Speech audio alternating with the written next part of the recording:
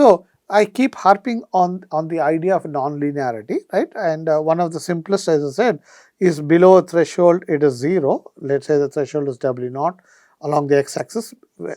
So as long as I am below this x value of W naught, x is below the value of W minus W naught, this y is going to be 0. Once I am above W naught, this output is always going to be 1. So in y has only two values that it will take, 0 or 1.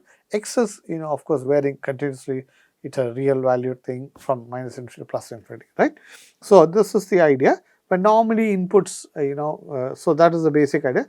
But you see, this is like our what you call in signal processing step function, right? So it has this discontinuity, and we don't like this discontinuity, right? And convergences of Fourier series, others are all very difficult at this point. And if you start taking derivatives, you get some really bad things called impulses, which are basically not easy, right?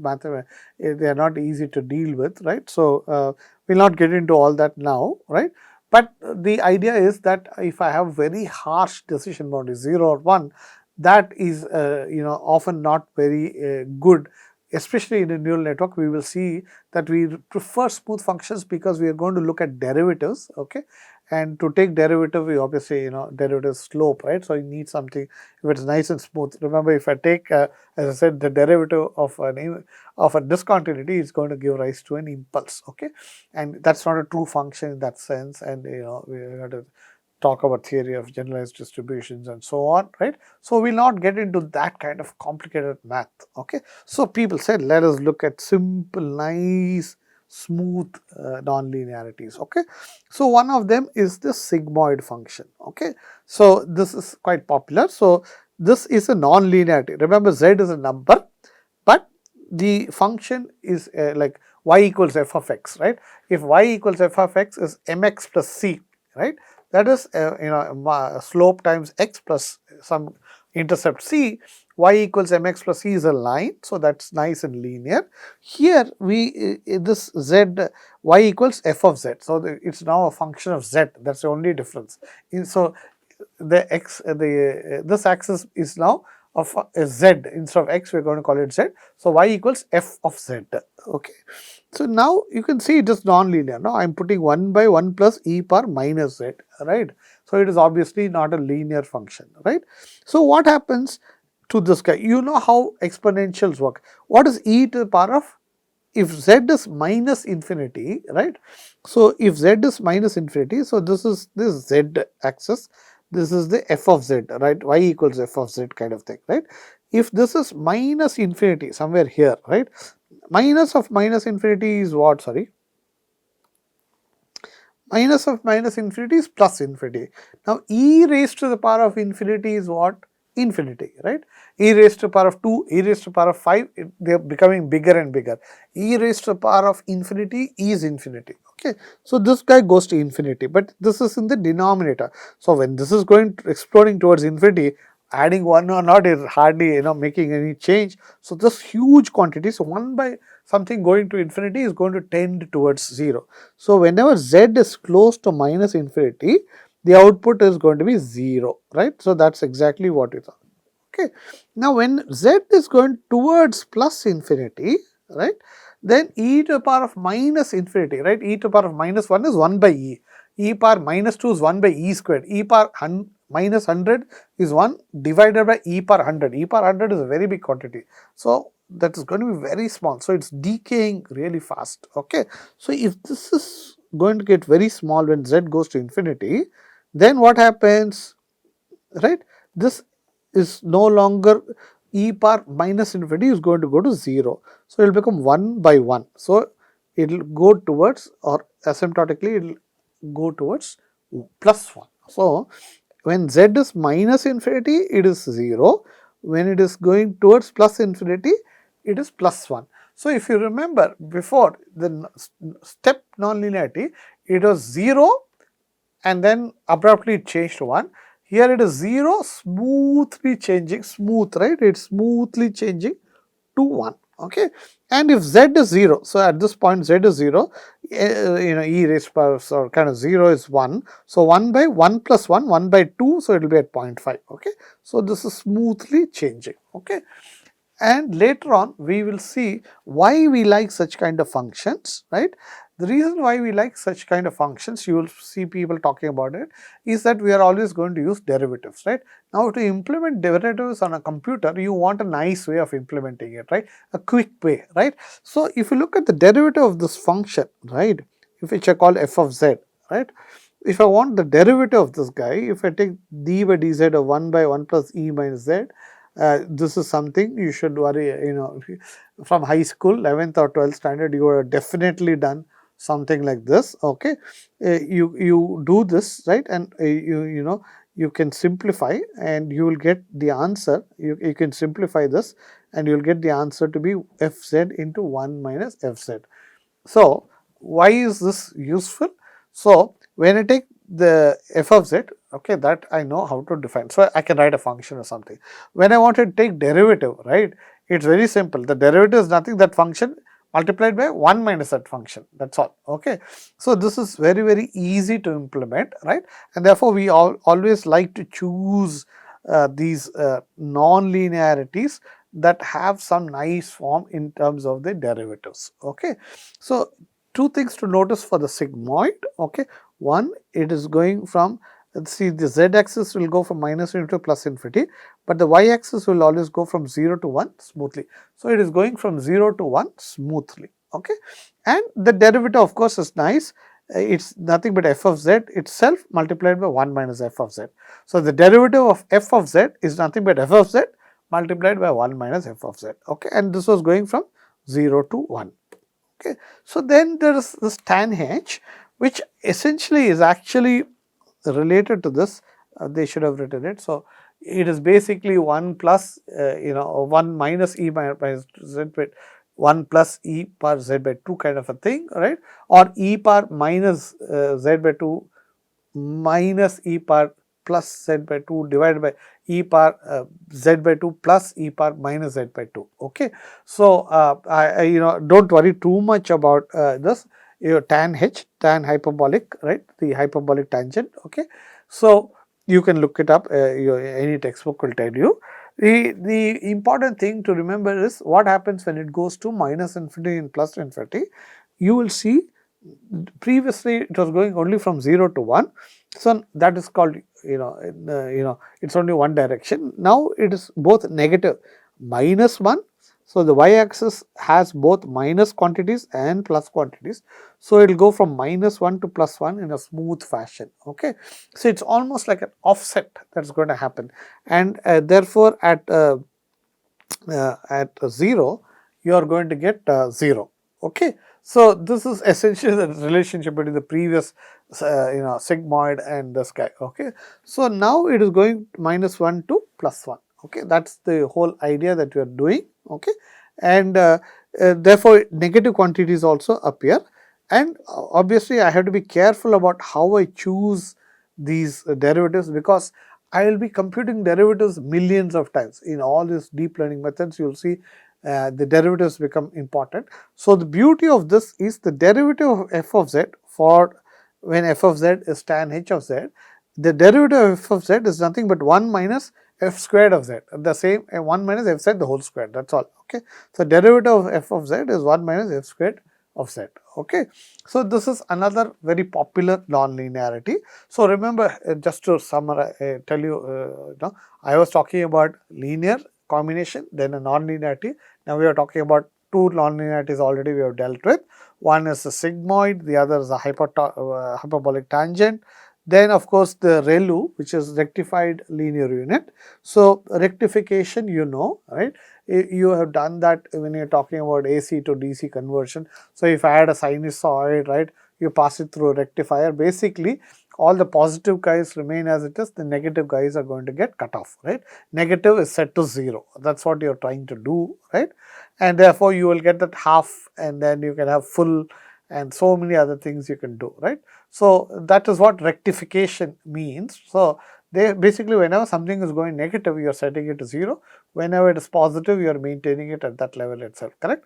And that's essentially what, so if you look at this point, rectified, operation, whenever the z, that is the x-axis variable which is z, whenever it is negative, I set it to 0, right? And whenever it is positive or non-negative, right, I exactly set it to that value itself, y equals x. So this portion appears to be linear, but the non-linearity is this part where, wherever it is negative, it is always set to 0. Okay, so this is the kind of thing that's happening. So it's 0 and then it goes to 1, right? So there you can see that the output can take any, so before the outputs were restricted between 0 to 1 or -1 to 1, right? Now we are allowing this is 0, but the outputs can take larger values also. Okay, so here we basically have simple things again. So whenever derivative, right? Whenever z is positive, right? It's going to be 1. Whenever, so it is 1. So the slope y equals x, right? Y equals mx plus 0. M is 1, y equals 1x plus 0. M is the slope, right? So slope is 1 here. So the derivative or the slope is 1. Here it's a constant, right? So the derivative is going to be, for a constant, right, d, there is no change, right? So the numerator is going to be 0. So the slope is 0 basically, right? So their slope is either 0 or 1. So the derivative is either 0 or 1. That, we don't worry about a single point, a 0 measure, all that. So don't worry about it. Okay. So now that we have a fair idea of these non-linearities, how are these guys applied in real world, right? So that is what we are going to start slowly seeing, and then we will start seeing how are they applied in speech, right? So that these are the steps that we are going to do, right? So now remember these, I said that a neuron that we are talking about, right, has two steps. One step is it's going to take the input, right? It's going to multiply by some numbers called weights. So this is a weighted combination of the inputs. Okay, so once I take a weighted combination of inputs, I get another number. That is the number z, right? So given that number z, we are going to apply a non-linearity. What non-linearity is this? You can see that it is 0 and it is going to 1, and at 0 it is half. So it is this 1 by 1 plus e minus z, which, if you have forgotten, is nothing but what you call as a sigmoid, right? So this is a sigmoid non-linearity that we are applying. We could apply the hyperbolic tangent, or we can apply the ReLU. There are other more fancier versions today also. I mean, in today's deep learning, but these are quite popular, right? So we'll talk about these only. Okay, so what happens? Let us say my weights were 2.7 minus 0.86 and 0.02, right? And these are your inputs, right? So what I'm just going step by step what happens in a neuron, right? First I take this minus 0.06 multiply by 2.7 plus minus 0.86 multiplied by minus 2.5 plus 0.02 multiplied by 1.4. So minus 0.6, 2.7 is here, minus 0.86 minus 2.5 becomes plus, minus into minus is plus, and 0.002 into 1.14 is this. So there's a minus only here because they are two different signs. When I add up all of this, remember this is just a linear addition, it's 21.34. Okay. Now I'm going to apply this non-linearity. So 21.34 is somewhere here. So this guy, when I apply in the f of z, the output will be close to 1. Okay. So this is something that I wanted to say, why this idea of weights are very, very important. Okay. I hope the video plays, but if it doesn't, no, the video did not play. Okay, this is a very important experiment, but let me just not, I mean, if I have time, I'll see the video is not there, right? So I'll try to do it next class. Okay, we'll see. It's called McGurk effect. Okay, so it's very funny, right? And it's talking about it shows the power of your neurons weighted by the acoustics versus the visual. Okay. So, if we are going to talk about many different types of neural networks, architectures that are quite different from each other, right? So, one of the first things is which were, I mean, the historically, what has progressed is we normally have something called the feed forward neural network. So, I will talk about why these are called feed forward, right? So, what happens is there are inputs. Remember, these inputs basically are nodes, but there are no non-linearities. They just pass through the input. We like to call this as one layer so that it looks nice. There is an input layer, then there's a hidden layer, and then the output layer. But the input layers, by and large, don't do anything. They just take the input and pass it through. Okay, so this is the way we represent the inputs, where there's some input and out. The output of this is a number. Okay, and similarly the second input, so x1 and x2 could be the input. This is usually called the bias, right? It's y equals mx plus c, right? Plus c can be added, so that's kind of a bias that we can give, right? So here it's a combination of two inputs, x1 and x2, and then the bias also comes in. Okay, and remember, every input you can multiply by a weight and feed it here. So here this output is a number. So now it becomes the input for this layer. So the output of this is a number which acts like an input for the other layer. Sorry. Okay, which is going to be weighted. So when I'm talking about this neuron, right, I can have from the previous layer outputs of that acting as inputs to this neuron. So this input to this neuron can be the the bias, multiplied by the weight, that will be one path. Then for the same node, from this input which comes as an output, it's just an identity operation. It acts like an input here, weighted by this weight, and it comes here. Then this guy output acts like an input for this, so that also gets weighted. So I get weights W04 multiplied by x2, W02 multiplied by x1 plus W00 multiplied by the bias plus 1 here. Now this is just the addition of inputs weighted by the numbers here, right? So together it's going to give me another number, but there will be a non-linearity here, right? But there will be non-linearity here.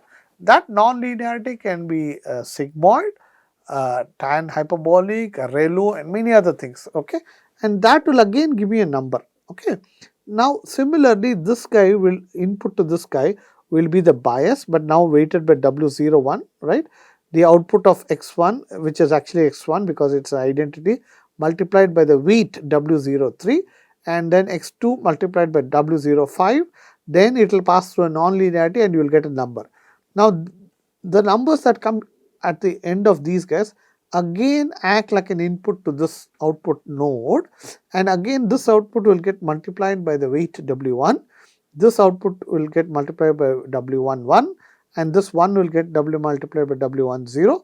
Again there will be a linear combination giving me another number which will pass through a non-linearity and finally give me an output. Okay, again this will be a number. Okay, we will see a simple architecture like this itself is quite powerful for many pattern classification problems. Okay, so this is where first the neural network started gaining some traction. They got some people got excited about it. Okay, so I can use neural networks for now. Remember, I told you before that because of the non-linearity, if the separability between the two boundaries is not linear, normally linear boundaries, classical techniques like GMM, HMM can do a very good job. Okay, but when you have very complicated decision boundaries, right, then it becomes very difficult, and that's where the power of the neural networks start coming in. So you can use neural networks to do anything you want. Okay, so for example, can I use neural networks to diagnose whether somebody is diabetic or not? Okay, so can I do that, right? So historically, again, remember, like the GMM, HMM, right, you have to have historical data. You need to learn, you need to train the network, right? And then after you have trained the network very well, then you can ask it to predict and it will do a very good job, right, depending on how well it has of course been trained. The same thing applies for neural networks, but here the training means finding out what are those optimal values of the weights W1, W2 that we talk about. So, the training of a neural network means learning the values for those weights. Okay.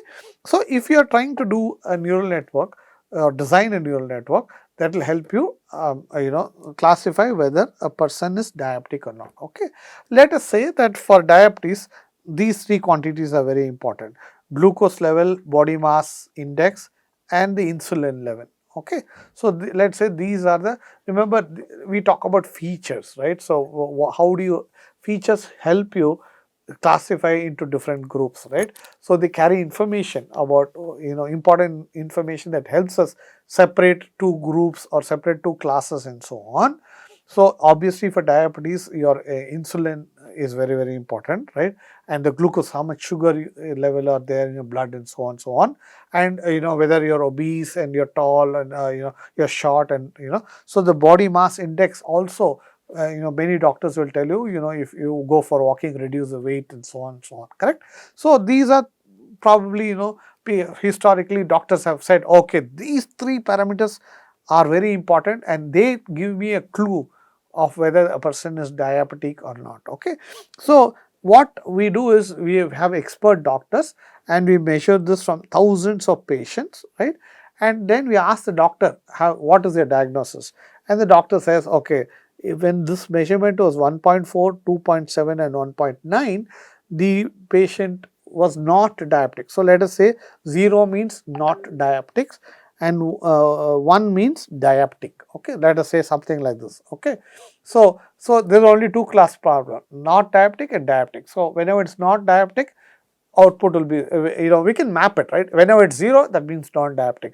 Whenever it is 1, it is diabetic. So, that is how I am going to design a classification algorithm, right.